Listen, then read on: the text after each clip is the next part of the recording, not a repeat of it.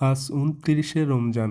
Jalshuka high school মাঠে আমাদের এই ছোট্ট সমাবেশ শুধু ইফতারির জন্য নয়, বরং একে অপরের সম্পর্ক গভীর করার, সাম্প্রতিক বন্ধন শক্ত করার একটি সুযোগ। ভাই বোনেরা, রমজান হলো ত্যাগ, সহমর্মিতা ও আত্মসিদ্ধির মাস। আজ এই মাঠে আমরা কিছু সাবেক এবং বর্তমান ছাত্রছাত্রীগণ এই জন্য সামান্য আয়োজন। দেখুন চারপাশ, সাধারণ সুতোর মেলা, রঙিন কাগজের সাজ, খেজুর, ঠান্ডা পানির ব্যবস্থা, তরমুজ, এই সকল তো রমজানের শিক্ষা।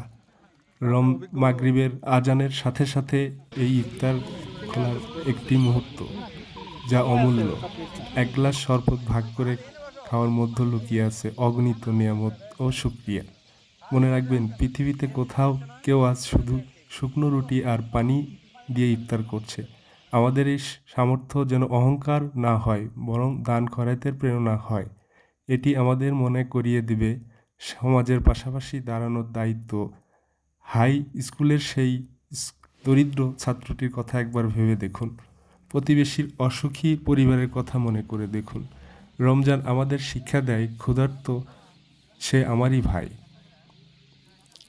অল্প সময়ের এ আয়োজন সম্ভব হয়েছে যাদের অক্লান্ত পরিশ্রম, স্বেচ্ছাসেবী, শিক্ষার্থী, সকল সহযোগী সবাইকে জানাই সালাম ও কৃতজ্ঞতা। আশা করি আগামীতে এমন সামর্থ্য ও মানবিকতার একটি পথ দেখাবে আমাদের সকলকে। ধন্যবাদ।